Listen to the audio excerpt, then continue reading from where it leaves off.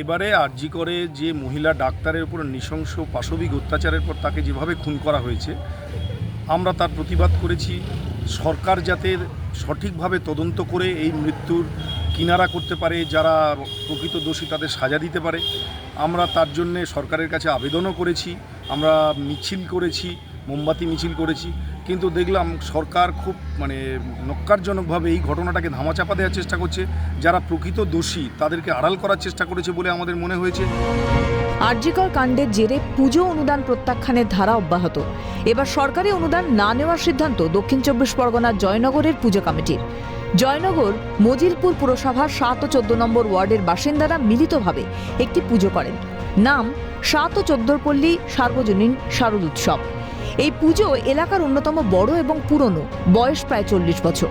চলতি বছরে এই পুজোর বাজেট প্রায় ৫ লক্ষ টাকা। কমিটির নিজস্ব তহবিলের পাশাপাশি জরুরি সরকারি অনুদান ছাড়া পুজোর বিপুল ব্যয় বহন কার্যত অসম্ভব। এদিকে নাড়া দিয়ে গেছে আরজিকর কাণ্ড। এই অবস্থায় সরকারি অনুদান প্রত্যাখ্যানের বিষয়টি নিয়ে এলাকার বাসিন্দাদের কাছে মতামত চাওয়া হয়। সব পক্ষের সম্মতির ভিত্তিতে অনুদান প্রত্যাখ্যানের সিদ্ধান্ত নেওয়া হয়েছে। আমাদের পুজো কমিটির সঙ্গে যারা যুক্ত ৭ ও ১৪ পল্লী যে নাগরিকরা, তারা আমাদেরকে বলে যে এই অনুদানটা না নেওয়াই উচিত এই সরকারের হাত থেকে, এই প্রশাসনের হাত থেকে। যে প্রশাসন একটা মহিলা ডাক্তারের মৃত্যুর কিনারা করতে পারে না বা করতে চায় না।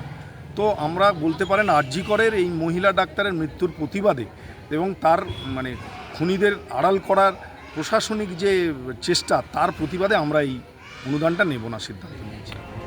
সরকারি অনুদান প্রত্যাখ্যান হওয়ায় পুজোর বাজেটেও কাটছাট করতে এক প্রকার বাধ্য হচ্ছে ৭ ও ১৪ পল্লীর সর্বজনীন শারদ উৎসব কমিটি।